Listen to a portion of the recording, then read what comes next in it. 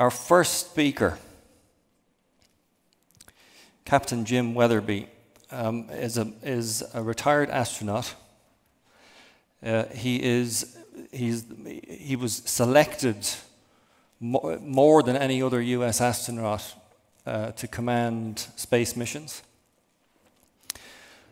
He has worked for both NASA and in the oil and gas industry. He's seen a lot of success. You know, you fly to space 5 times and come back and be able to stand on that stage and tell the story. He's flown a lot of successful missions, and not just in space. And he's also seen not success. So he's got both sides to share with us, and he's also got an operations grounding, and he's been in management and executive positions.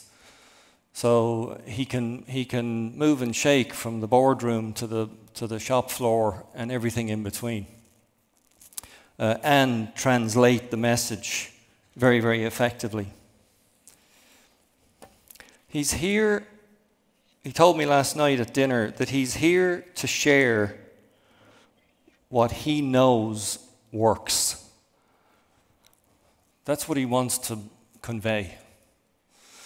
So, for the first presentation of the day, if you would join me, please, in welcoming Captain Jim Weatherby to the stage.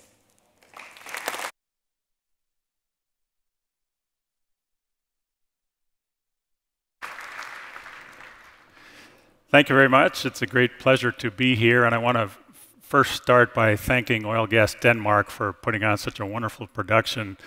It's kind of like a launch where there's a lot of pre-event activity, and Esmond in particular has worked very hard, and his team of folks have done such a great job, so I'm happy to be here. I'm especially happy to talk to you, the folks that are doing things and making it happen and working in dangerous businesses. I also feel very fortunate that I was able to meet last night for the first time one of my heroes, Professor Sidney Dekker. You'll see him later on today. He's written a great book that really affected me a lot, and it really called Drift into Failure, and it really hits the essence of what happens in organizations before they experience disaster. I'll start this morning by mentioning that I feel extremely fortunate that I was able to do the only thing I've ever wanted to do since I was 10 years old, and that is to fly in space. I knew when I was 10 that's what I was going to do. I feel also extremely fortunate that for about 40 years now I've worked in dangerous businesses, and I absolutely love it. But it's not the danger I like. In fact, I really don't like the feeling of adrenaline when things begin to go south and go out of control. What I love about working in hazardous businesses, controlling risk, and I'll distinguish some differences between managing risk, which is what most organizations do, and controlling risk, which is what the frontline workforce does. That's what I want to talk to you today about. When I graduated college, I didn't want to get a real job, and so I decided to join the US Navy and learn to fly airplanes on aircraft carriers. I knew the organization. This is a picture on the final left-hand turn on the USS Forrestal, I think down in the Caribbean. I knew the organization was going to give me the proper, I had no flight experience before, the proper skill and knowledge to fly jets on aircraft carriers. There's a third element that I'll talk about in a second that I didn't realize is much more important than skill and knowledge. I knew the organization and I were partners in my success and my survival, but I held 51% of the corporate vote. And so when they specified in ground school the amount of training and studying that we had to do, I did much more than that. I would run for exercise, reciting in my mind the emergency action procedures. I was living and breathing how to become a naval aviator. In the skill department, they had a simulator building, and when I saw the syllabus, we only had 6 simulator flights before I was expected to fly a Navy jet the first time. So I became friends with the night shift janitor in the building, and he would allow me to sneak in at 1 in the morning, and I would practice surreptitiously in the simulator. By the time I flew the first time, I had 6 times as many hours as my peers who also had no flight experience. That has stuck with me through the years. do much more than the organization is requiring if you want to stay alive. And I'll talk about why that is a little bit later. I didn't realize the importance of the third element, so it's skill, or knowledge, skill, and attitude. Now, we just heard a great presentation, a great skit, and they talked about mental attitude. By far, that is more important than skill or knowledge. You have to have the skill, you have to have the knowledge, but the mental attitude is by far more important. I didn't realize that early in my career, but I figured it out. This is what the ship looks like at night when you're coming down for a landing. And as a 25-year-old young male, I was very confident in my abilities. In fact, so confident that I was coming down one night, dark and scary night, ship was moving around, other pilots' voices were rising octaves. And I was thinking about my brother back in New York had a lousy job. He was a golf pro, by the way. I had the best job in the world flying on aircraft carriers, and I absolutely loved it. And about the time I crossed the ramp to a hard landing, I realized for the first time that confidence is good, but overconfidence can be deadly. Now, fortunately, I didn't damage any hardware. The only thing that was damaged was my psyche, and it was pretty well destroyed. I was like the gentleman up here. Fortunately, nothing happened other than I realized for the first time the hazards are not always in the environment. Sometimes they're inside my helmet. I did this to myself, and I sat there too scared to unstrap from the jet in the darkness for about 10 minutes, and I vowed to develop the proper mental discipline to stay focused during operationally demanding tasks. When it was required, I was going to develop the ability to stay focused and in the moment. So that was my first exposure to how important mental attitude is. The second time I realized how important it is was the night before my first launch attempt. You know, the business of being an astronaut is pretty exciting. It's a lot of fun. Huge exhilaration. You're working with people, the best in the world at what they do. It's just great fun. But the night before my first launch attempt, when my head hit the pillow, and I'm supposed to get a good night's sleep, I realized for the first time I've just run out of time to get any smarter, and it's too late to quit. So I had to deal with that. I had to figure out, how am I going to resolve this in my mind? My first thought took me about 10 minutes of thinking. I realized this is the only thing I've ever wanted to do since I was 10 years old. Helpful but insufficient, I reckoned, because I could still die tomorrow, and that's not what I wanted to do since I was 10 years old. So I needed something more. So I sat there. It took about 20 minutes, and I finally realized, and this has also stuck with me throughout my career, I finally realized tomorrow morning when I get up and I strap onto this beast, if something bad starts happening, the vehicle starts coming apart, I'm going to try to save. I'm going to spend my last moments on this planet trying to save in priority order the crew, the vehicle, and the mission if I can. Essentially, I was taking myself out of the equation. Doesn't matter what happens to me. If I can save my crew, then I've done my job. If I can save the vehicle or the hardware, then even better. And if I can save the mission, even better still. But that has stuck with me throughout the years. So as I stand here today, my crew, you are the most important people in the room. So I have a message that I want to share with you, but you're the important people here because you're the ones doing the work. So if you think about that, when you're out on the front lines in a dangerous business, if you're thinking about saving your crew, you'll do the right thing, as we saw in the skit earlier. Think about saving your crew. So that has stuck with me through the years. In 1998, I had flown 4 times, and my boss, who was running all of human spaceflight, and I was his assistant, he looked at me and he said, you know, the astronaut office, and at the time we had about 150 astronauts, are starting to act a little bit unsafely. I think we're headed for trouble. I think we're going to have an accident. So he asked me to take the position of director of flight crew operations, so I was responsible for the training of the crews and the operations of the crew members. So I was responsible for all of human aspects of human spaceflight, the crew aspects of human spaceflight. So, and he gave me only one command before I took control of the organization. He looked at me and he said, don't let them have an accident. So one of the first things I did was to convene a small group of people who I trusted, and we got together and we started thinking, well, it's 1998, we've been flying since 1959. How did we get into this position where we're starting to be a little bit unsafe? And I wanted to go straight into specifying the techniques of operating excellence, and I had a wonderfully astute chief of the astronaut office at the time looked at me and he said, you know, we have not written down the principles of flight operations. Go back to 1959 when we first hired astronauts. We hired from a group of military test pilots because they innately understood the principles of flight operations, excellence in flight operations.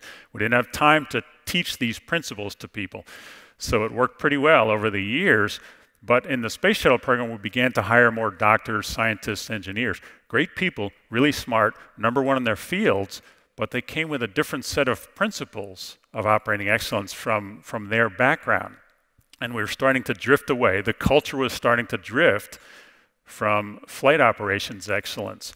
So the team looked at me and they said, you need to write down the principles of flight operations, which I did.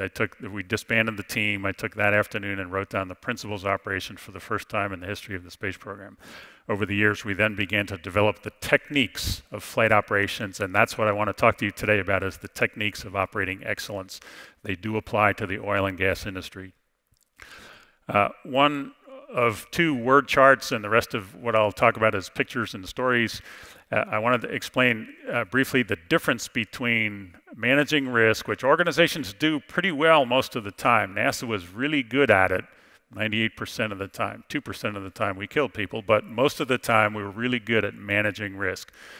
But think about it from the perspective of the frontline worker who's out there opening valves, using wrenches, hoisting people up through mouse holes, things like that.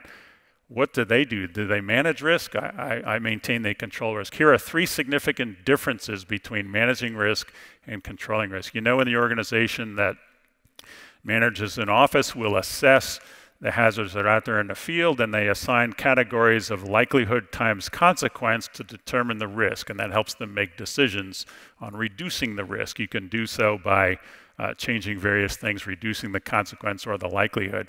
Now think about it from the perspective of the frontline worker. If the consequence is a broken leg and the likelihood is maybe 6 incidents over a 10-year period and a team of 5,000 people, I don't care about that probability if my leg is the one that gets broken. So the frontline worker is thinking about it as a hazard, which is a condition which is always out there confronting them. And it's changing, by the way. Once you decide what the risk is, it doesn't change until the managers decide it's time to change the assessed risk. But the hazards, the conditions are always changing in the field. So that's the first difference. Second difference is the managers can change the system or change the mission.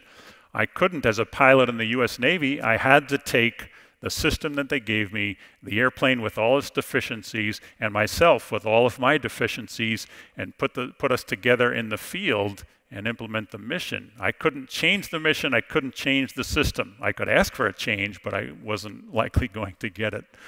The third big difference is the one I want to talk to you today. What happens after an accident? Mostly organizations look on the technical side of the socio-technical system. They start specifying more rules, policies, procedures, checklists, and that's great, and they're mandatory, but they're closed and non-adaptive, and typically they apply to the previous accident. What about the unknown accidents that are coming? So the organization prescribes a set of rules and policies and procedures to the workforce, but the workforce goes out into the field and they're confronted with something slightly different today, or what do I do now? The rule doesn't apply. So what we decided to do at NASA was to specify or write down the principles of operating excellence, and then we developed the techniques. That's what I want to talk to you today about, is the principles-based techniques of operating excellence. They're open and adaptive. Quick example, most companies have a rule that says you can't operate a cell phone or use a cell phone when you're driving a car on company time. If you follow that rule, you will prevent most accidents in a car. But what if you wanted to prevent all accidents in a car? What's a better principle you might follow, or techniques you might follow? Anyone? How about try to identify all distractions that are out there and avoid distractions? Maybe it's the song on the radio. Maybe it's the conversation I'm having in the car. Maybe it's thinking about the meeting that I'm going to, or my arrogant boss, or how am I going to avoid that boss? So try to avoid all distractions. Said positively, use all the defensive driving skills and techniques that we're trained to use when we're driving. So that's the difference between rules and principles-based techniques.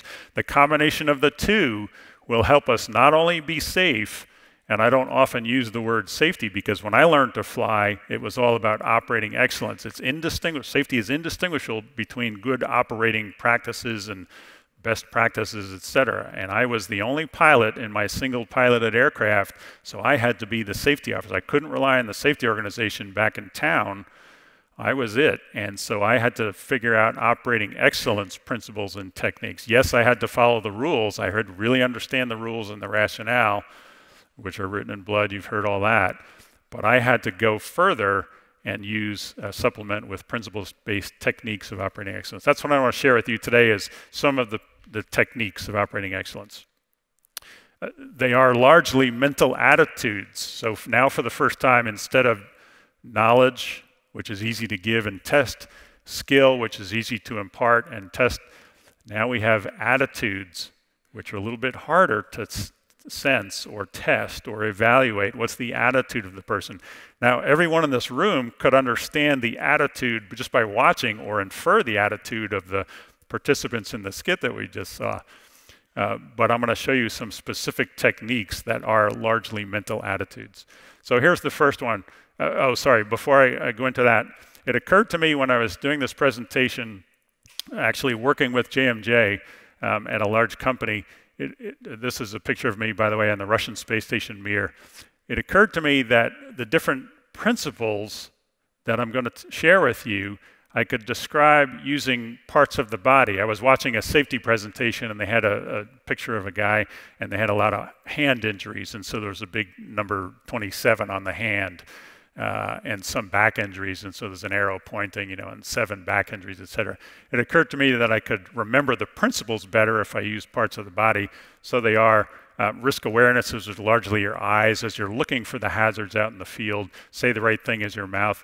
Commitment to the mission and people. It's what you really feel as you're a leader or a worker out there. Am I really committed? So that's your heart. And then do the right thing as you're opening valves, using wrenches, etc., is symbolized by the hand. So that's just kind of, don't worry about that. I'm just going to use this kind of outline. I'll first talk about the principles that are based on commitment to the mission and care for the people. Here's the first one. It's called Balance Confidence with Humility. The story is, this is a picture of the instructors and the flight controllers that helped us pre-flight, before the space missions, and also during the missions. And it occurred to me as I was the director of flight crew ops and the different crews who were in training, I could hear them debriefing with the flight controllers because I had a communications device in my office and I could listen to the debriefs every day of different crews that were training and the integrated simulations. And often I would hear the crews, I was frankly kind of embarrassed, I would hear the crews blaming the flight controllers for mistakes that were made, and maybe it was an unsuccessful mission and maybe they died. Worse, I heard the crews who reported to me blaming the controllers for mistakes that the crew made because you, the controller, didn't help us enough. So I was really embarrassed about this. I had a rule on my crews later on in my career when I figured all this out. We're not allowed to blame anyone else. We're only going to look inward and see, how did I fail to contribute to the mission? The upside positive consequence for me is we weren't embarrassed, but an unintended positive consequence, the instructors loved working with my crew, the crews that I was commanding. They would come earlier. They would give us more training. They worked with us better during the mission. It translated to huge success in flight and reduction of the number of errors and better communication and on, just because we followed this concept of this technique of balance confidence with humility. Have the humility to say, how did I fail to contribute to this problem? The same technique can be used in decision making. So here's a picture of us on orbit getting ready for a deorbit burn on my final mission. And the most common question we would ask ourselves on orbit as we're waiting for a critical burn was, what mistakes have we made? what latent errors have we input into the system that it's not too late to correct? So we had the humility to know we're humans and we make mistakes. What mistakes have we made? Constantly, for 30 minutes before the burn, we're looking for mistakes that we made. Most of the time we didn't find any because we hadn't made mistakes. Sometimes we did and we were able to correct it. The next technique is called demand operating excellence from myself first.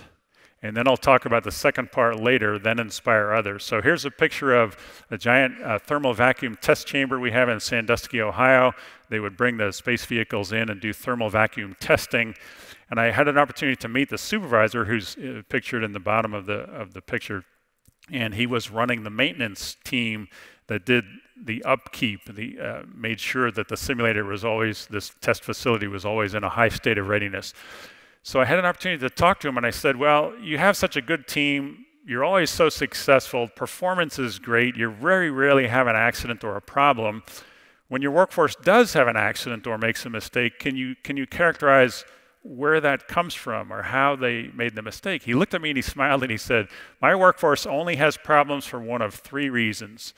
Either I didn't tell them exactly what I wanted them to do in the job, that's the requirements part, or I failed to give them the proper tools or the time to do the job, that's resources, or I put them in a situation they weren't trained for, that's the readiness. So I quickly wrote down the 3 R's, requirements, resources, readiness. But the more important point is he's looking in the mirror and he's seeing where he has failed his crew. So he's demanding operating excellence from himself first. They love working for him. They'll ask for a special tool if they need it, just like we heard in the session today. And this leader will do whatever he can to find them that tool. If he can't get them the tool, he'll give them extra time to do the job, better techniques to do the job with the lousy tools that they have. So they love working for him. They rarely make mistakes. They readily admit when they do make a mistake, he takes the blame. He's demanding operating excellence from himself first, and it works so well. I'm going to jump to the next category, which is risk awareness. So very important. By the way, this is a picture of way back in last millennium when I was flying the lead A7. This is an A7 in the Mediterranean on the western coast of Sardinia. And I had 2 wingmen, and I wheeled around, took a picture, and then back on the controls. So we were down about 50 feet, had a nice wave breaking below the airplane. So I just used the picture because it illustrates in a business like that, you're always aware of the hazards. In most organizations, the primary technique or rule or principle is when you manage risk, you do 3 steps: identify the hazard, assess the risk, and implement controls. There's a 4th step that management does, which I won't get into. But it's the same thing in the frontline workforce. But the problem is I can't identify hazards, the very first one, without doing this precursor step, which I call develop and maintain risk awareness. Well, what does that mean? That's just a bunch of words. Here's how I remember how to develop and maintain risk awareness. I think of the categories or the concepts of past, present, and future. I don't remember lists very well unless I slot them into different categories. In the past is what I call search for vulnerabilities. So there's no airplane, boat, automobile, lawnmower, any system I've ever tried to operate without fully trying to understand how can this system kill me? What are the ways it can kill me? How do I know that? Well, I read the owner's manual. I talk to other operators. Maybe I call the corporate test pilots or the people who designed the system, the engineers. I read old accident reports to find out how can the system kill me. It's all rooted in the past. It's called search for vulnerabilities. In the present is this technique or skill that we call maintain situational awareness. Pilots are really good at this, developing and maintaining situational awareness. Often I'll be doing a talk on a stage like this, and I'll walk around a lot, and rest assured I am always aware of where the hazard is. For me today, it's not anything other than the edge of the stage, and so I'm constantly aware. And you see people on aircraft carrier flight decks who are not exhibiting awareness of their situation. I'll show you an example coming up. It's a skill that you can develop in your workforce. The third one is the most difficult, and I'll give you some examples about how to do all 3 of these. It's called anticipate the changing shape of risk. I heard this first from Deb Gruby, a DuPont executive, and later came and worked with us in the oil and gas industry. It's the most challenging concept to master. It's also the most productive if you want to prevent all accidents. I'll show you some examples. So the first one, search for vulnerabilities. Before I landed the space shuttle the first time, I learned from other pilots and engineers that the weakest part of the landing and rollout system were the brakes. It's a large, heavy vehicle, largest in its weight class, and heaviest with only 4 main tires. The brakes did not have sufficient energy storage capacity to absorb the energy during landing. Most pilots were worried about the brakes, and they would try to stop on the runway very quickly so that they wouldn't go off the end of the runway, which is exactly the wrong thing to do. So I have the 2 longest landings in the history of the space shuttle program. When I landed, I didn't use the brakes very much at all. I allowed friction and wind resistance to slow us down because I know the weak system, the vulnerability, are the brakes, so I protected the brakes. Upside, I didn't blow any tires or lose control. Unintended positive consequence, after those 2 landings, the maintenance crew came up and shook my hand. They said, "Thank you very much. Now we don't have to change the brakes on your vehicle like we do on all the other flights." So understand the vulnerabilities. A little closer to Earth and home, this is where the road that I used to live near, out of my neighborhood. Every day I went to work driving on this road. There's a huge vulnerability on this road. Because it's so narrow, there's no barrier in the middle. If you look on the side, all the way down the road, there are 10 concrete abutments. What happens if that person approaching me in a 3,000-pound death machine gets distracted and starts veering into my lane? So I understand that vulnerability, and now I maintain awareness. I'm looking specifically at the tires of the approaching vehicle, not thinking about the meeting I'm late for or where I'm going. I'm watching the other cars because I know they're trying to kill me. And I give myself an extra split second to make a decision in a case like this. If you don't think it happens, often it does. About once every 3 months, I would see somebody in the ditch. By the way, this person went off right next to the yellow sign which says "Drive safely." So maintain awareness is a skill that you can develop. Can you see, if you're a supervisor out on the front lines watching your workforce, can you see somebody who is exhibiting the body language of someone who's not maintaining awareness? I maintain you can. It's a very dangerous environment on the flight deck, a lot of hazards all around. Here's the situation. The airplane lands at about 135 knots. The hook grabs onto a 1-inch steel braided cable, which pulls out of hydraulic spools, and it slows the airplane from 135 to 0 in about 2 seconds. It's a tremendous ride. It's better than carnival rides. Most of the time it works very well. Sometimes it doesn't, and the cable will snap. And when it does, it goes spinning down the flight deck like a weed whacker, and it will cut you in half if you don't see it and jump over the cable. So in the next picture, it's happened in the past and it will happen again in the future. When I show you the next picture, see if you can identify which of the people is not maintaining awareness of the hazard that's bearing down on him or her. Back in the day, they were all male. So this person on the left side of the picture in the dark shirt is clearly not maintaining awareness of the hazard. Back then, the supervisor, the chief, would come up behind a guy, smack him in the head, bam, pay attention, and they would teach them a different way to operate. So you see another example, you see the ground controllers who are taxiing the airplanes. They're walking backwards, controlling the airplane, and they're not looking at a spinning propeller that's right behind them or a jet exhaust or an intake right behind them.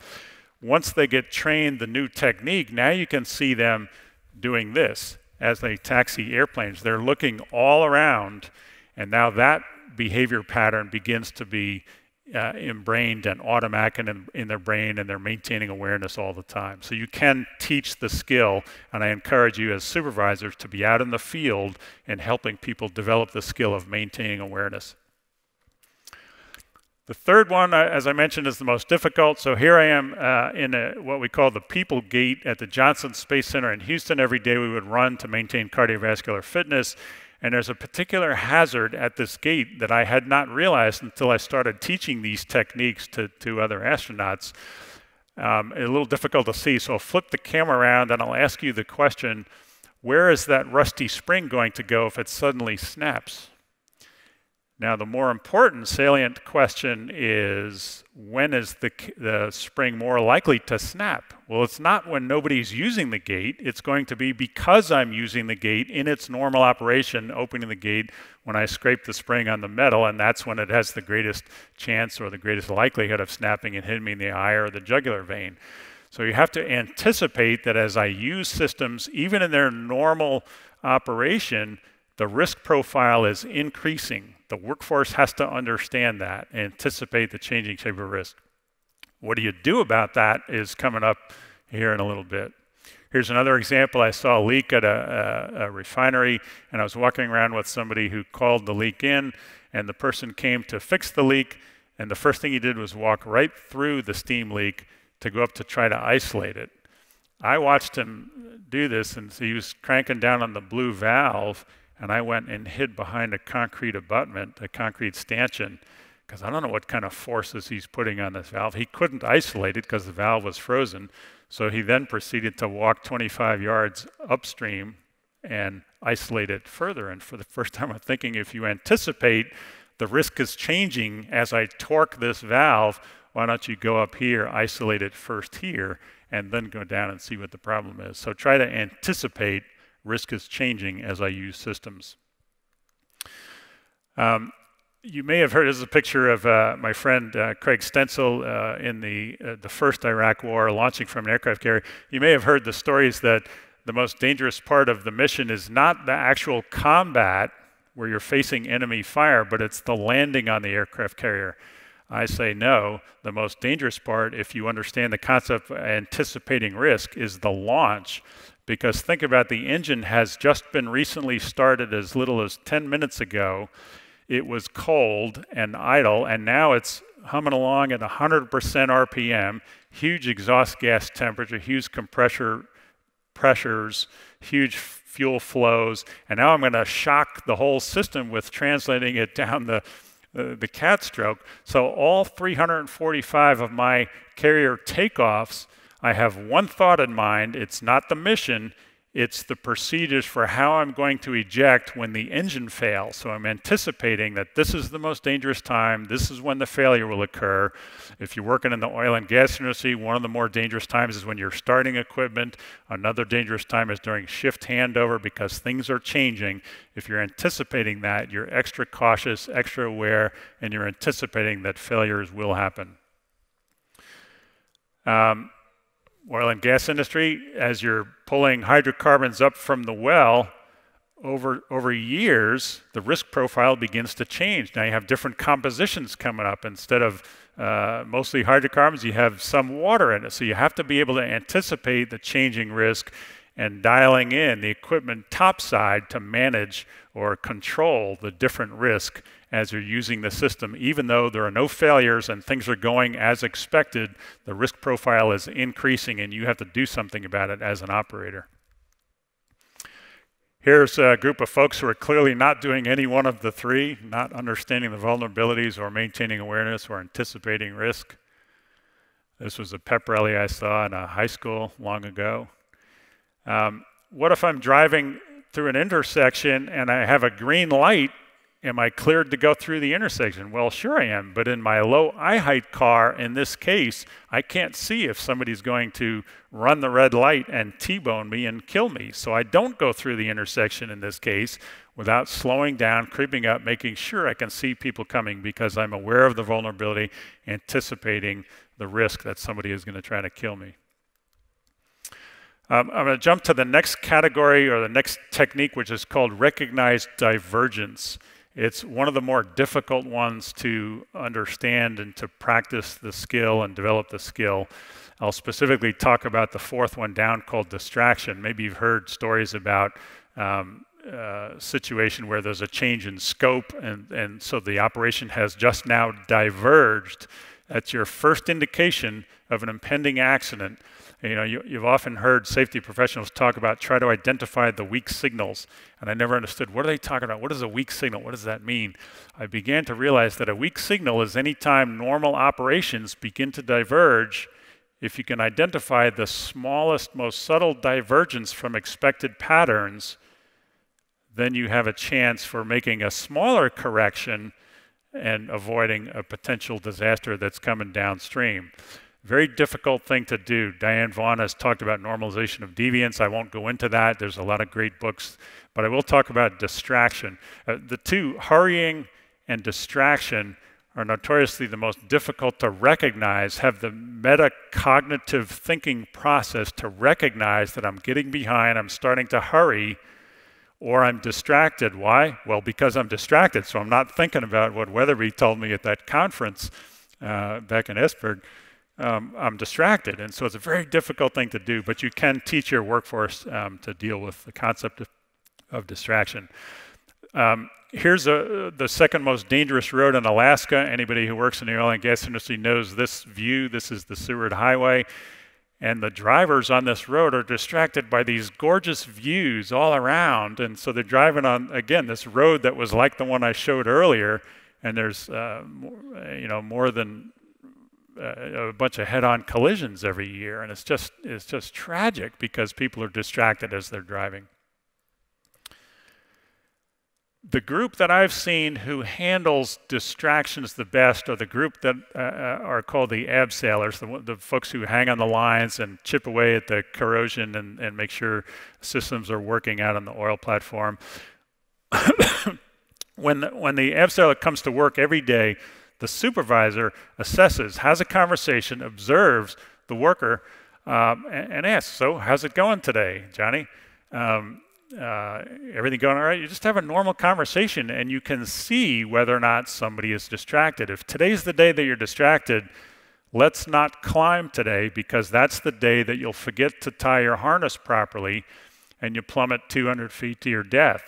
And the supervisor knows it's not your fault. Maybe we send you to human resources and you get some help, or the psychologist that we saw during the skit, or maybe you're having financial trouble. Whatever the reason, it doesn't matter. If you're distracted, it's not wise to go operate today. Let's figure out a different thing that you can do to be productive and helpful to the organization.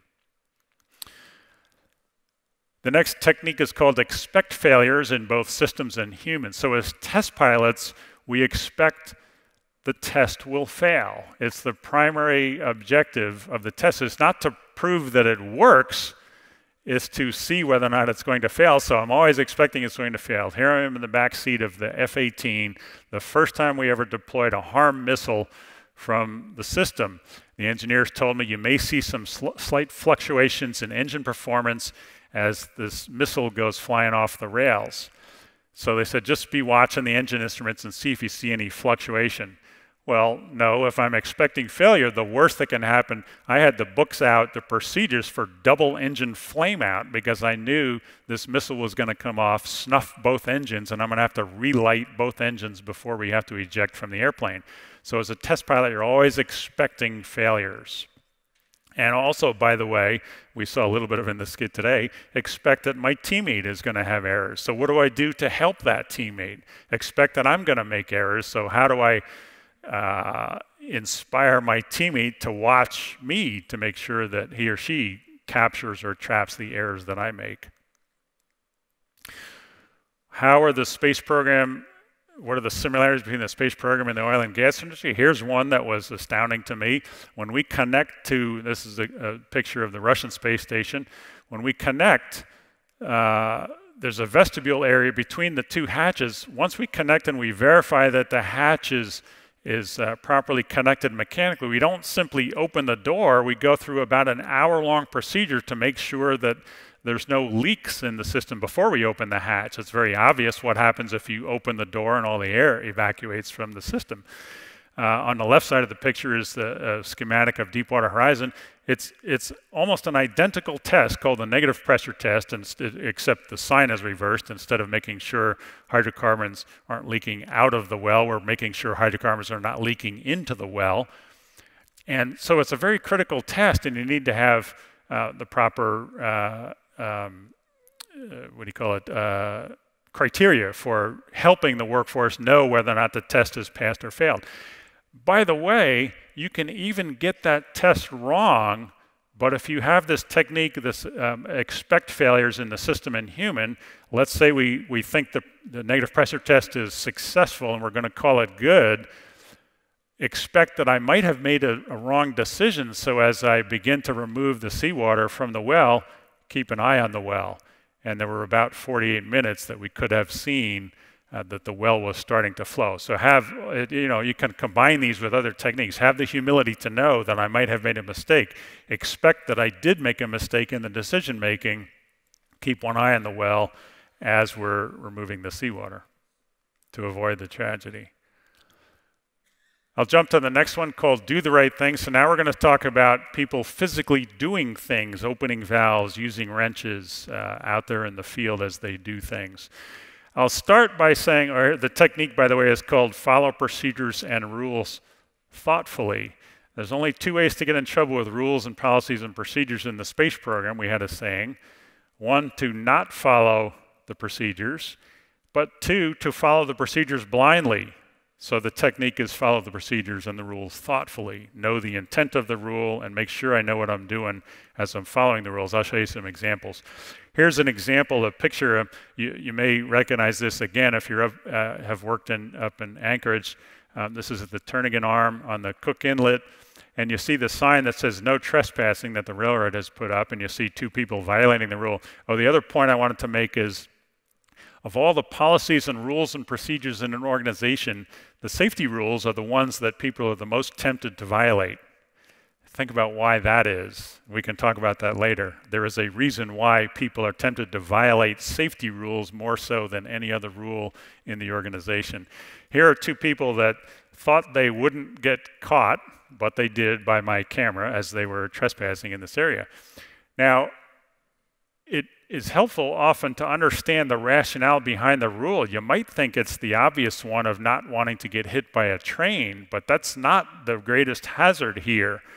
Those of you who are familiar with the Turnagain Arm know that during low tide, it looks like solid ground, and people go out for the great picture of the mountain ranges in the distance, and they get stuck in the mud. And all of a sudden, the bore tide comes in very quickly, and it rises more than 6 feet, and they can't extricate themselves from the mud, and they drown. It's happened before, so you do not want to trespass in this area, and it's not because of trains, it's because of a different hazard. Sometimes rules in your organization are overly prescriptive. I think I understand the intent of the rule writer in this situation, what they were trying to drive at. You could probably have your own guess. You know, it's probably do not exceed 15 miles an hour at all. So, you know, it's an attention-getting safety sign. Sometimes rules are confusing or contradictory. This is a sign I saw in a sporting goods store in Houston. By the way, the employees saw me taking a picture of it, and I went back a week later, and they had corrected this situation. I think I understood what was going on here, too. Not relevant to today, but it can be, you know, the point is, in your organization, are your rules sometimes contradictory, and does the workforce know what to do if they see a contradiction in the rules? Do they know, how to proceed? In space, we don't simply open a hatch. It's a pretty simple operation, but we have a 13-step procedure, a checklist for opening the hatch. The reason is not just because you want to make sure there's not toxic fumes or a vacuum on the other side of the hatch as you open it, but you also want to leave the hatch in a good configuration, ready to be closed quickly in case you need to during an emergency if you start losing cabin pressure in the vehicle. So we have a very properly prescribed checklist that we follow. Checklists are the lifeblood of the aviation industry, not so much in the oil and gas industry. Again, we saw that in the skit. You know, what's the value of a checklist? Pilots know the value of a checklist. Pretty obvious when you're opening a hatch what the hazard is. Not so obvious, here's the picture of the toilet on the space shuttle, and the procedures to the upper left of the picture. Huge, extensive procedures, not so obvious. But I'll tell you that your butt is indirectly connected to the hard vacuum of space as you're using the toilet. So you do not want to make a mistake when you're configuring valves. So we follow the checklist thoughtfully. How do you follow the checklist thoughtfully? I've used the word, but I haven't really explained it. Make sure your workforce is doing something similar to this. So the first is use the procedure every step. Don't omit steps just because you think you remember what they are or why you're doing it. So you use every step. The second major step is if you have trouble, if you think you shouldn't follow the step, if you think the risk is increasing, or you don't understand the step, or you don't have the right tools, do something about that. Use the proper established process. Well, let's go back to the first one. Use the procedure every step. Again, I think to myself, and you do this before every single step, and it comes very quickly once you're trained to do it. And again, I think about before, during, and after the execution of the step. So the first one is understand the step, the purpose of the step, how I'm going to accomplish this step, what are the consequences, both the expected consequences but also the unexpected consequences. What happens if I'm supposed to open a valve and I open it and I suddenly see a big rush of red fluid down onto the floor? Do I run away? Do I quickly close the valve? Do I go get the fire extinguisher? Do I call my supervisor? Think about that before you initiate the step of opening the valve. What are all the consequences that might happen? And then I'll talk about the 3 L's, and I think a couple of slides later. As you execute the step, if it's appropriate for you to execute the step, make sure you're looking at the indications to verify success or failure of the step. And then finally, after the step has been executed, verify that you got the proper response from the system. Very important. I'm going to talk more about that coming up. What do you do if you decide the step is wrong, or I don't understand it, or I don't have the right tool? Most people tell the workforce, most organizations tell them, stop. But it's more than that. You put the system in a safe condition, because you might have the system armed and ready to be fired, and if you just simply stop, somebody else might be at risk. So establish a safe condition, tell the supervisor, proper authority, and then be ready to support the procedure revision process. That's how you follow procedures. I don't want to go too much more into it than that. There's still some more things I want to cover. Here's the next technique. It's called develop error wisdom, a term I first heard from Jim Reason, one of the great preeminent safety authors in the field. And I use the picture. Here's a picture of 4 747s, again up in Alaska. Sorry, there's 5 of them. 4 of them are in the foreground and 1 is kind of hidden.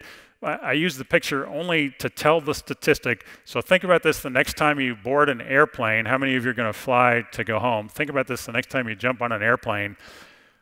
On every 5 flights on a commercial airliner, 4 of those flights, the crew makes a mistake during the flight. Now, often on average, it's 2.8 errors per flight that the crew is making, the flight crew is making on the, maybe don't think about that as you're getting on the airplane. But the point is, pilots over the years have really developed error wisdom, which means what are the likeliest mistakes that we make? How do we prevent those? And so they developed, I don't have time to talk about it today, a three kind of, the error triad, we call it, 3 ways to mitigate the consequences of errors that might be made. We can talk about that later if you want. Here's the next one that I think is probably the most powerful one for me. It takes a little bit to explain, and don't worry if you don't get it the first time, but you're all smart people. I think you'll get it. But it's a very powerful technique.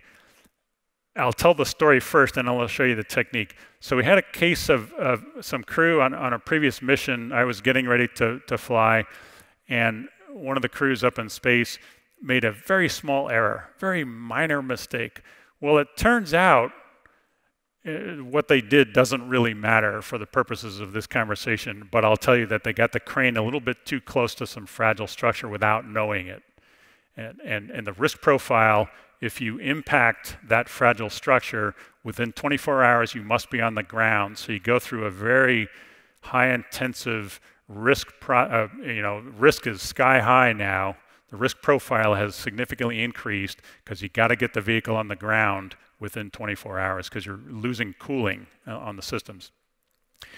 But for the first time, as I'm training my crew and getting ready to launch into space, it occurred to me, and I was frankly kind of embarrassed but more scared, because it was the first time in my long career that I've finally realized there's a problem here, because we're all humans, we all make mistakes.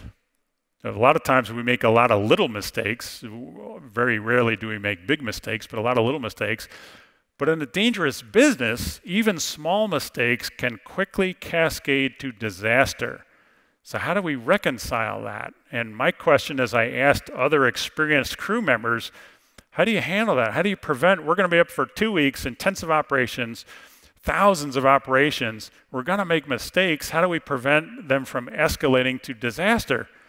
Nobody had a good answer for me. They looked at me. The best answer I heard was, well, you just have to concentrate 125% the whole time you're up there for the whole 2 weeks. I'm thinking, well, I can't concentrate. I don't even know what concentrate 125% means. I can't concentrate more than about 3 hours intensively without needing to take a mental break and recharge my mental batteries. So this time I went home and tried to go to sleep and couldn't go to sleep. And it was about 4 in the morning when I finally recognized, because I had to tell my crew the next day, how are we going to resolve this dilemma, this operating dilemma? It occurred to me at 4 in the morning, you don't have to always concentrate, even in a dangerous business, if there's nothing going on. And often as we walk around in our daily lives, there are no consequences to actions that we take. So the concept became try to identify what are called trigger steps. Anytime I'm moving a valve or opening a valve or flipping a switch or actuating a computer or doing anything, and there's immediate consequence, that's what we call a trigger step. Those are the ones that I have to be really cognizant of and use the fifth gear in my brain to use all the techniques of operating excellence to make sure I don't make even a small mistake, which can cascade to disaster. So the concept became identify trigger steps. When you start, don't worry about this, except that it's a lot similar to the oil and gas industry. You know the panels that your workforce has out on the platforms at sea. When you start the hydraulic system on the space shuttle and the launch pad, there are 24 switches that you have to move within a 1-minute period, 5 minutes before the most significant physical event in your life, launching the space shuttle. What happens if you make a mistake in the first 21 switches? Nothing. It's only the final 3 that are known as the start-run switches. When I apply power to the system, those are the trigger steps. Now, any latent errors that I've input into the first 21, that's when the back end of the vehicle blows up. So these 3 are when I use all the techniques to make sure that I didn't put any errors in the first 21. It's called the trigger step. Don't worry about that. Here's a couple of everyday examples. Well, not so everyday. Here's a picture of my daughter who did some time over during the war in Iraq. She was in a group called Psychological Operations. My wife and I tell people we really pity the enemy because she worked on us for the first 19 years and then we turned her loose on the bad guys to psychologically battle them. Anyway, the training in the U.S. Army, you have to be airborne trained, which means jumping out of airplanes. Well, they don't suddenly kick you out of an airplane the very first time. They give you training. And here's the 250-foot tall drop tower, they call it, where they hoist the students up and you hang. I'll show you the next picture. Here are 2 students getting ready to drop, and the sergeant down on the ground makes sure they're going through the proper procedures, knees together, feet together, knees slightly bent. You know, check the veracity of the canopy and the harness, and you're going through the checklist and all that. Once you're ready, the sergeant down on the ground pulls the trigger. Well, the other thing the Army does is they allow us, the parents, to come and watch the final exercise. So I'm out there in a parking lot about 200 yards away from this tower with my camera, and I suddenly look up because I understand the concept of trigger steps, and I suddenly look up and I say, ooh, this one's going to be different. A little hard to see, so I'll expand. If you look at the windsock at the very top, which way is that student in the center of the picture going to go if he's dropped first? And sure enough, that was the student that was dropped first, and the parachute got hung up on the tower. I heard the guy from 200 yards away kicking and screaming and thrashing about, and I was thinking, dude, stop kicking, you're going to rip your parachute and plummet to your death. Well, the most amazing thing happened. I saw the supervisor, the sergeant down on the ground. Within 10 seconds, they rescue the guy. So the sergeant goes up and hooks up to a long line that's rigged up to a pulley on the top of the tower. The rest of the students are manning the rope, and they pull the sergeant, they hoist him up, spring them up into the air, and they deposit them right next to the student. They harness them and they bring them into safety. So they have this elaborate rescue technique, and I'm thinking to myself, if you understand the concept of trigger step, how about teaching the sergeant to verify which direction the wind is going before he or she pulls the trigger? I mentioned earlier the 3 L's. So let's say you do identify, and by the way, tomorrow morning when I leave the hotel is another trigger step for me. Do I have all my pants? Have I checked all the drawers? Do I have the key before I close the door? That kind of thing.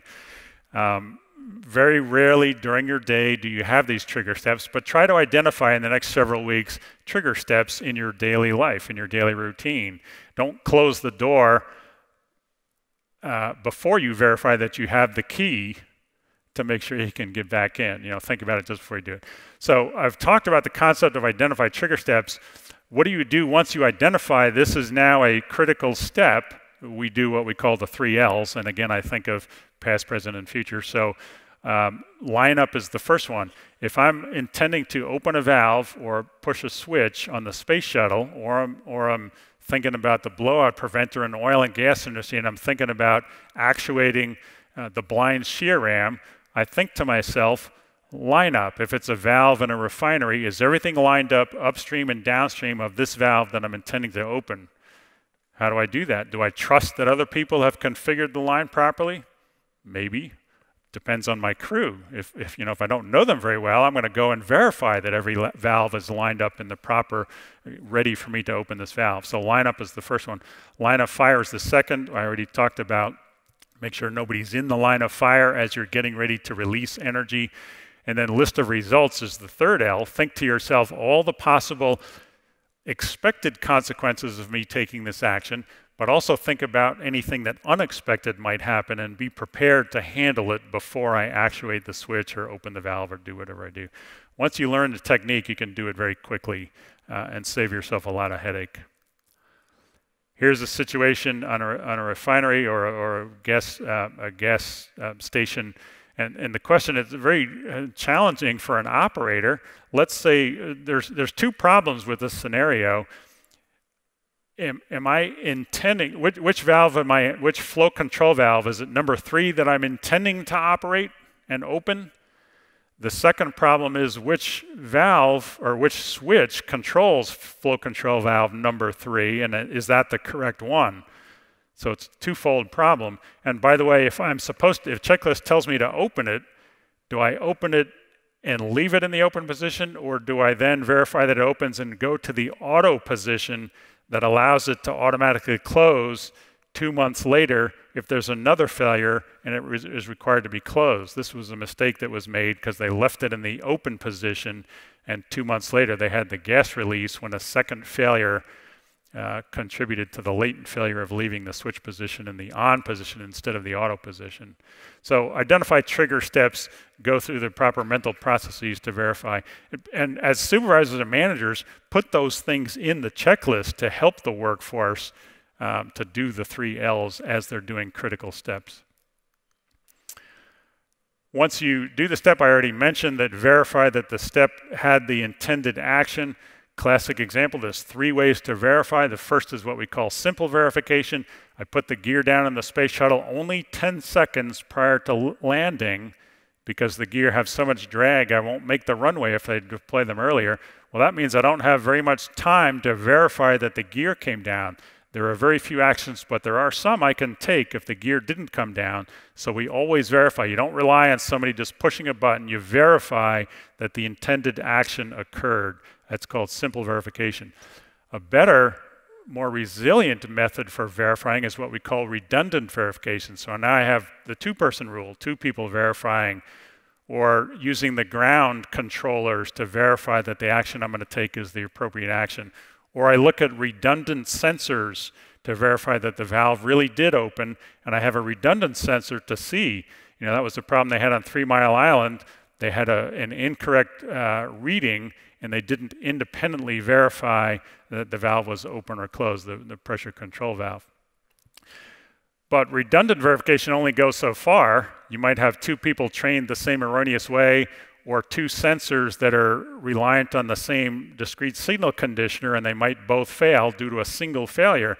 So the more powerful method for verifying is what we call dissimilar verification. Pilots understand the concept. Hard to see, but down in the lower left side, I don't rely on my fuel quantity gauge to tell me how much fuel is in my airplane, because it may stick and give me an erroneous indication. What I do is I integrate the fuel flow over time, which is a separate calculation that I make to verify the amount of fuel I have in the airplane. If the folks understood the concept of dissimilar verification, we might have been able to avoid the Texas City disaster. On the left side is the 170-foot tall raffinate splitter. They were intending to fill raffinate only 10 feet on the bottom of the tower, but they were getting what they thought were erroneous indications. Well, they were erroneous indications. The system was operating as designed. As the density increased, the quantity calculation went from 100 to 99 to 98%, et cetera. It looked like it was coming down. So for a shift and a half, they kept pouring raffinate splitter. Instead of 10 feet, it ended up overflowing 170 feet, went out to the relief valve, and that's when it exploded. So my point is, don't just rely on a single indication, but independently verify the quantity in tanks, and you can avoid all kinds of headache. Dissimilar verification could have helped us in the Hubble Space Telescope, a famous example. You probably remember the Hubble needed to have eyeglasses because the mirror, the story is the mirror wasn't ground to perfection. I'll tell you, the mirror was ground to perfection. It was very precisely ground to a shape that conformed with the test equipment. They did a great job using the test equipment, but nobody verified independently that the test equipment was accurate, and that's why the mirror had the bad shape that had to refit it with eyeglasses. In the center, the white rectangle are the optical corrections that we had to put on the Hubble Space Telescope. So dissimilar verification, very powerful method. I'll jump finally to the last category, say the right thing. It's also one of the themes of this conference. You know, make sure you're understanding the facts and speaking truth to power when you need to, that kind of thing. So the first example, I'm going to cover the second half of the one I talked about earlier, demand operating excellence for myself first, then inspire others. So here's the example. It's the supervisor on an oil and gas platform out at sea. And this supervisor who I met one night, Riaz Khan, just a wonderful gentleman, was a great student of human behavior. He was running the welding crew during the turnarounds, and they also had a very good reputation, very good team, always welded to perfection, and often did better and better as time went on. So I asked the supervisor, how do you inspire your people as they go to work every day? And he looked at me and he smiled. He said, you know, if they welded 95 feet yesterday, which is the metric for a welder is how many linear feet you weld, I don't ask them, please weld 100 feet today. I ask them, please weld correctly. Let's become the best welders in the fleet. Let's figure out how to do a really good job of this, be high-quality welders. The upside for him is he said, I'll help you become the best. Let's learn together how to really do a good job. And they did get better and better. And the upside for the organization is often they do exceed 95 feet because they have fewer failed inspections. They're doing a great job. They don't have to repeat work, so they are able to get more efficient and more effective and better at the job. But the point is the supervisor is insulating his crew from the numerical metrics that are levied from above by the managers. Those metrics are important. You do have to measure performance. But when you're talking about the frontline workforce, the supervisors should really isolate you or insulate you from those metrics and help you improve the quality of the activities to achieve better results over time. Only a couple of examples left. Here's one. So we already talked earlier this morning about stopping the job. Most organizations have a stop the job policy. Here's how it works when it really works well. The technique in the space program, we call it all stop, or in this case, it's be assertive to authority when necessary. A lot of examples as an astronaut of how we have to go and be assertive to even the top executives in the organization. I've had some pretty difficult conversations with the very senior people in the organization, but I always knew It was easier for the flight crew because I always knew in a couple months I'm going to be strapping on to 7.5 million pounds of explosive propellant. And so I have the ability to speak truth to the bosses. But also, more important than the physical danger or the risk, I had 20,000 workers at NASA who were pushing me to say, please keep saying the things you're saying to the bosses. So when you have 20,000 workers that are inspiring you to speak truth to power, then it's a little bit easier to do. It's hard, depending upon the culture of your organization, whether or not the leaders expect people to speak truth or give them the facts. Here's the case. Here's the example. So my final mission, we had 3 commanders up in space. I was the commander on the space shuttle side. Ken Bowersox was the commander on the space station side. He was operating the crane, and he got it a little bit too close to some fragile structure. So we're in different vehicles looking out the window, and I picked up the intercom and I said, stop, stop, stop. He immediately stopped what he was doing, driving the crane. The first words out of his mouth were, "Thank you very much for calling the all stop." Then he proceeded to give me a pretty lengthy explanation of what he was looking at, how he was verifying that he wasn't going to damage the structure. He knew how much farther he had to go, which wasn't much farther. At the end of this very long explanation, he said 2 final things to me. The first was, if you're satisfied with my explanation, I'll continue, but I'll wait for you to give me the clearance to continue. And then the last thing he said to me was, he repeated, "Thank you very much for calling the all stop." Made me feel really good, even though we probably didn't need to stop. Well, we did need to stop because I had a concern, so there was a necessary need to stop and address that concern. That's how the Stop the Job program works. Your first response as a leader had better be something like, "Thank you very much, you did a great job today. Now let's talk about what we're going to do, how we're going to go forward." It works really well in the US Navy, this concept of stop the job. And here's a position of the landing signal officer. Might be the most on the port side of the landing area. So here's the airplane coming down, ready to land. I might be the most junior person in a 5,000, well, there are fewer than that officers. The most junior officer in the air wing, holding the pickle switch and the radio, watching the commander of the air group land. And if that very senior commander, very high in the Navy hierarchy, isn't satisfying the proper parameters, I key the mic and I say, "Wave off, wave off, wave off," and that commander must abort the landing and go around and try it again. It works really well. That it's very similar to stop the job. I see something unsafe and I want you to stop. You're telling the senior person, you got to stop. It works well for 2 reasons.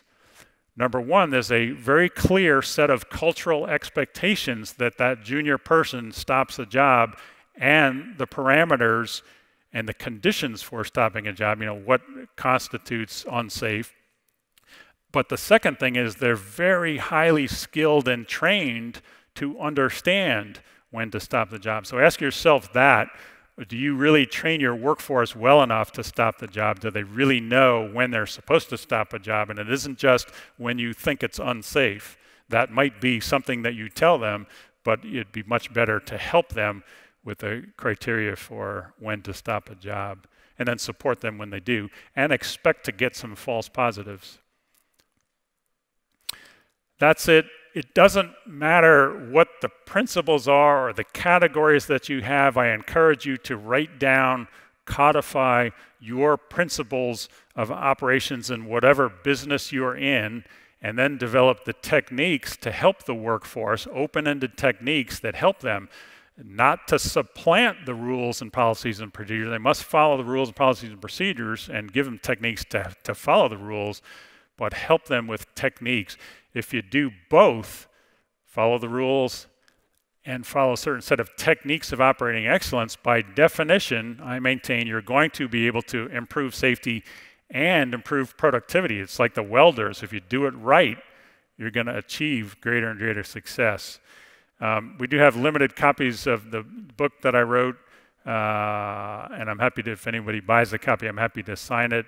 This is a picture of my, at the time, 2-month-old granddaughter reading the book. Not really. But the point is, it's never too early to start learning about safety. I think we're going to go into, I'm just like in the space program, I have 5 seconds to go, and I'm going to transition down, and we'll have some conversation about anything you want to talk about.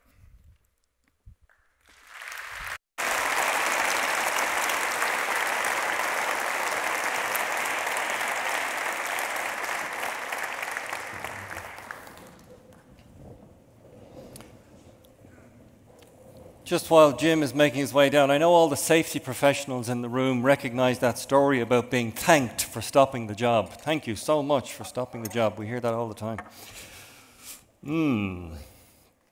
But wouldn't that be a different kind of world if it went that way?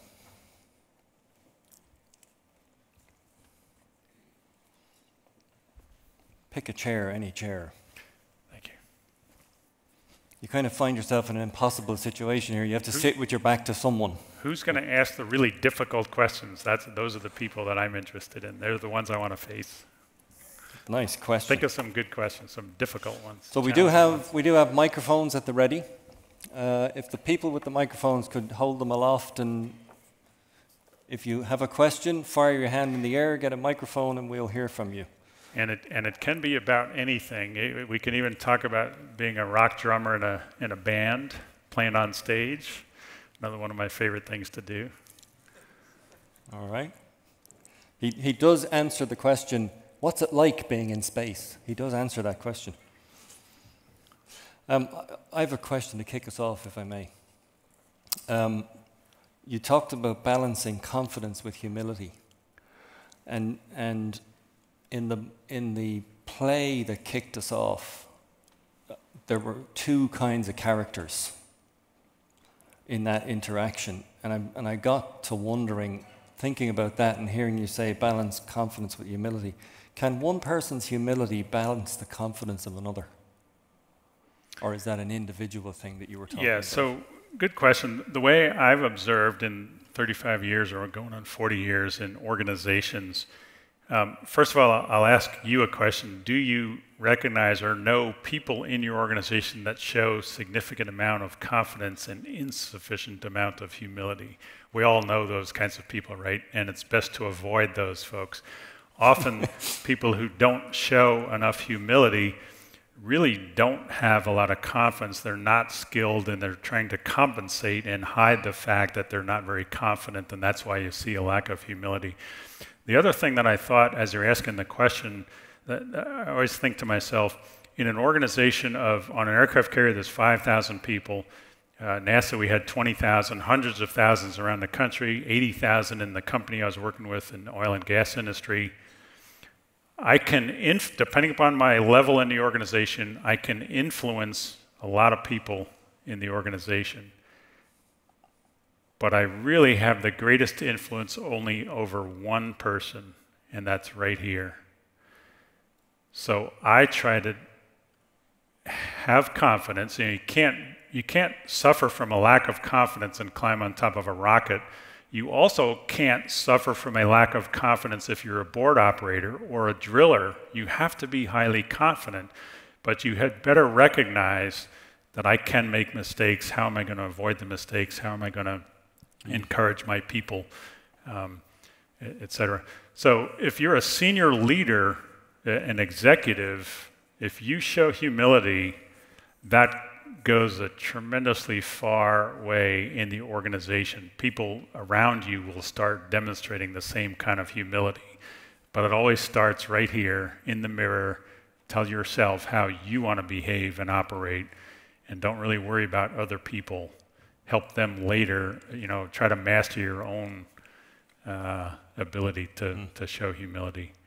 Those of us in operating businesses know we make mistakes. Here's another technique something that I encourage supervisors to do. Give your workers a little notebook, tell them stick it in their back pocket, and record over the next month all the mistakes you make. You don't have to show me, don't show anyone else, just record the number of mistakes you make and what those mistakes were. You can develop some pretty good humility if you do the self-assessment to see how many mistakes you're making. Do we have a question from the floor? Yes, please.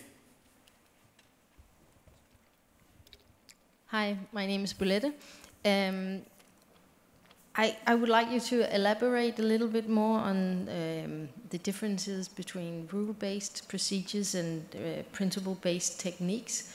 I suppose you need both. Yes.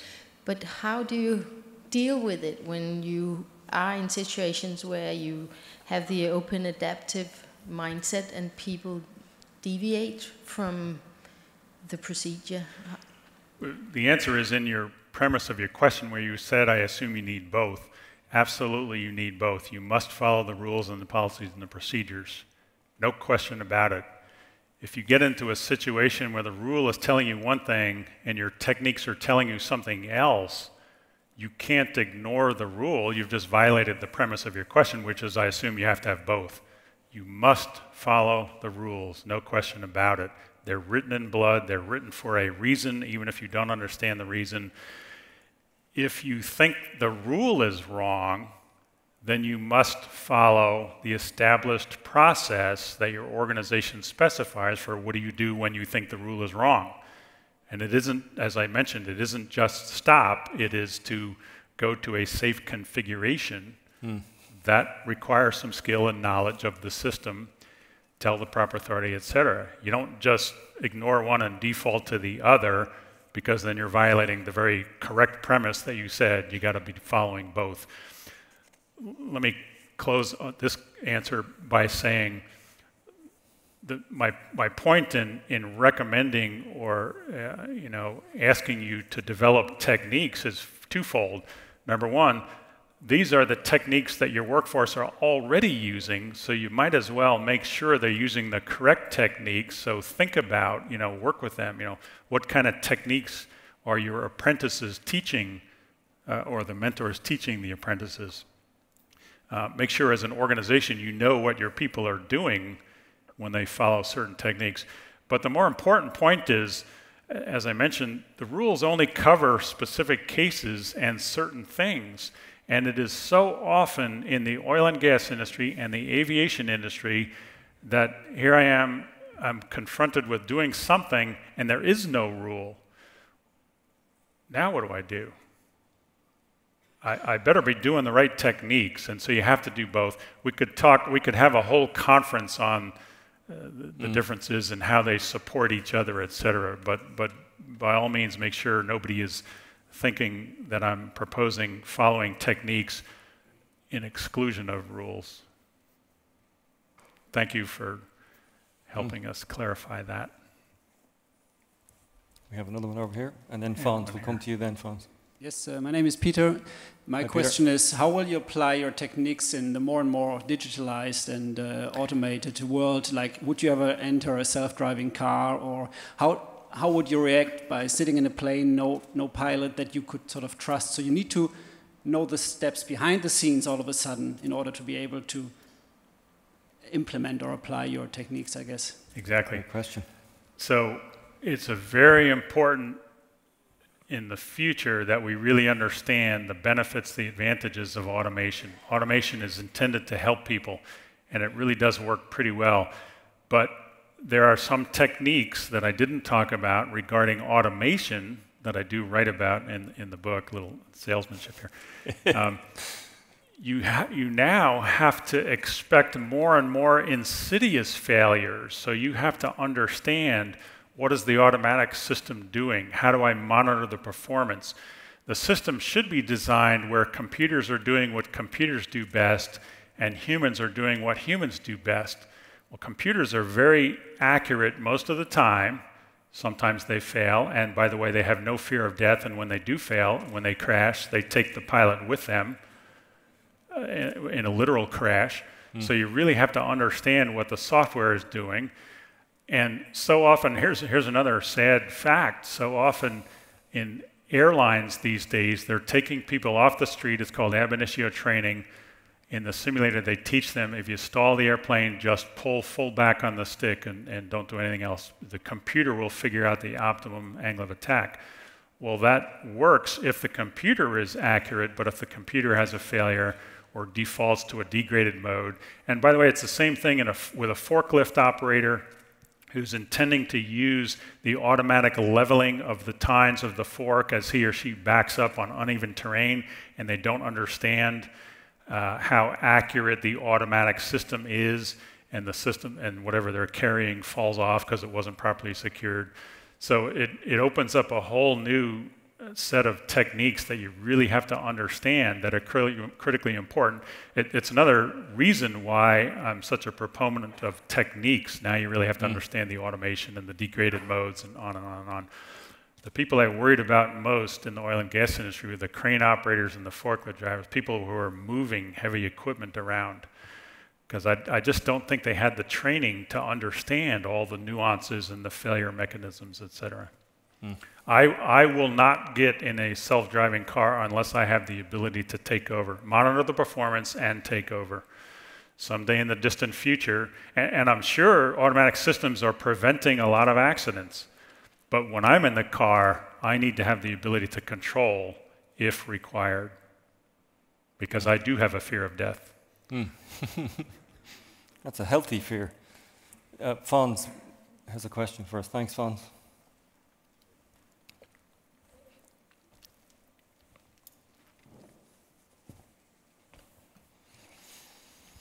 Yeah, Fons Glassen from Shell. I was really struck by your the importance of recognizing divergence. And when I've investigated kind of major process safety events, it tends to be that there could be 7 or 8 small deviations, right, which are very hard, yeah, with foresight to kind of say, well, how they're going to link together. You see it after the event, you can create that picture. Right. And you know, individual people working in a site or facility might see one of those changes or one of those divergences. Yeah, but what is it you do to give them the sense that a change is big enough to actually trigger an intervention when they really haven't got an insight on how that chain links? Right. So I am often asked that question. You know, people will say, what triggers an MOC, a management of change? You know, how small?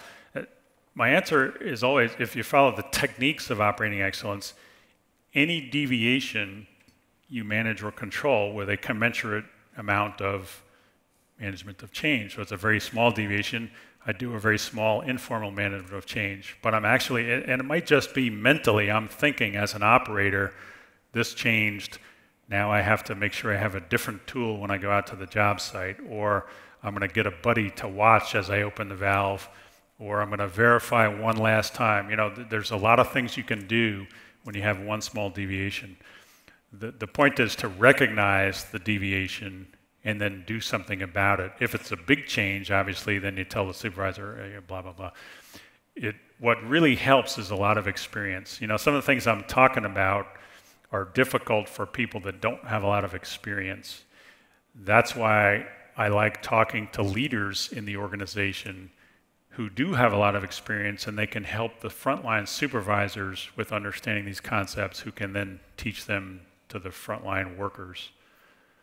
I hope that helped. It's almost like the hardest part is recognizing the deviation. If you can recognize I'm beginning to rush, I better slow down, that's half the battle. And that's the most important part of the battle. The second part is, what do you do about it? And my answer is, commensurate with the amount of deviation, take some other action.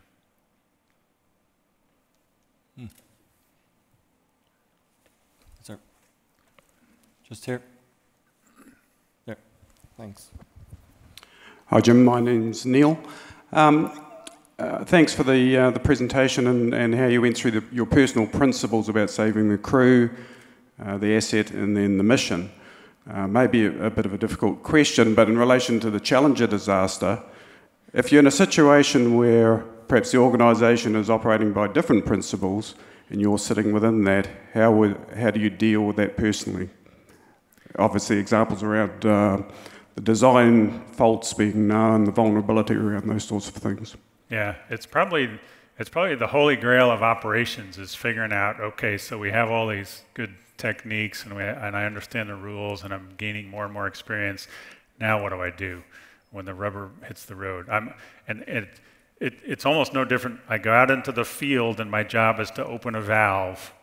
Now it really matters. Well, what if I'm in the boardroom and I'm talking to executives and they have a different set of conflicting principles? What do you do? it's not an easy question to answer. The best thing I can say, what helps is experience. Well, we don't have experience until we've been in an organization for 20 years. So all I can say is learn every day, be observant, recognize when executives are following maybe a different set of principles or have different motivating, and they always will have different motivating factors. Try to help them understand when you say this, when you come to a town hall meeting, and say it respectfully, and I want to close with one final thing.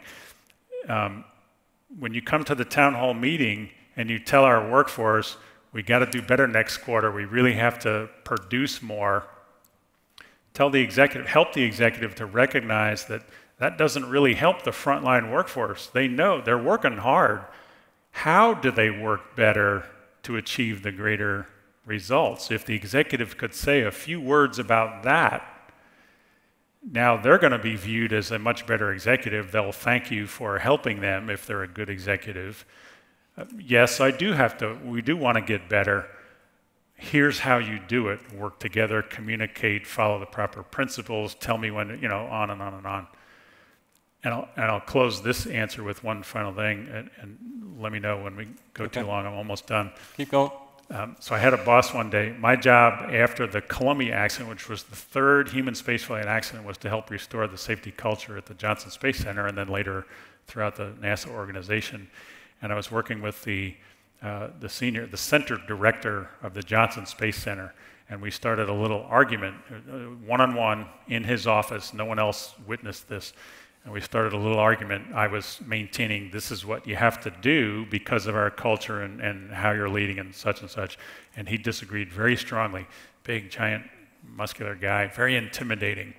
And we're sitting opposite each other in a chair. And I could see I was not going to win this argument. So I suddenly put the biggest smile I could put on my face, and I leaned up close to him and I said, "This is great. The fact that we're disagreeing is wonderful. Let's preserve this disagreement. Don't just agree with me because you know I'm right.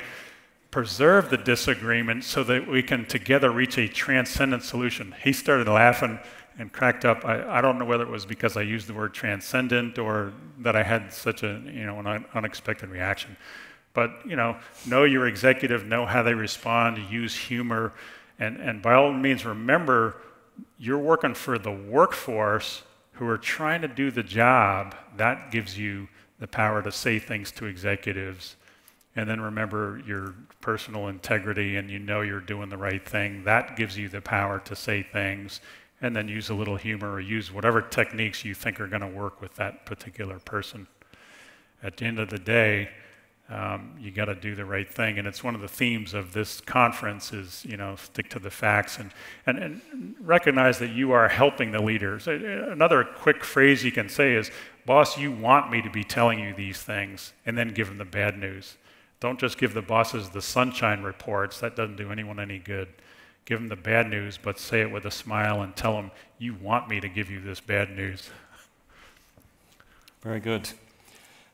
Jim, thank you very much for your presentation and for joining me up here. My pleasure. Ladies and gentlemen, Captain Jim Weatherby.